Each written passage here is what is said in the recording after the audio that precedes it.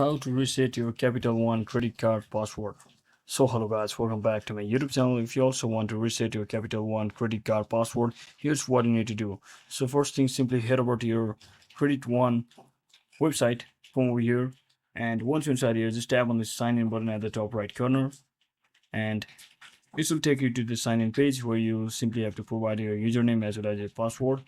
And as you know that I forget my password, so in that case what you need to do is just tap on this forget username or password link right below the sign in button, which will take you to the reset page over here.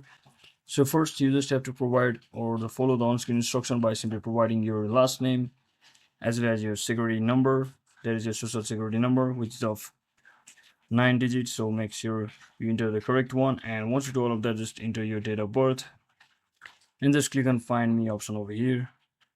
And similarly, after following the on-screen instructions, you will be given an option to create a new account, or you will be given an option to create a new password or generate a new password. And once you successfully generate, just re-enter your login credentials over here to successfully log in or sign into a Capital One credit card account online. So that's it for today guys. Thanks for watching. Don't forget to like and subscribe.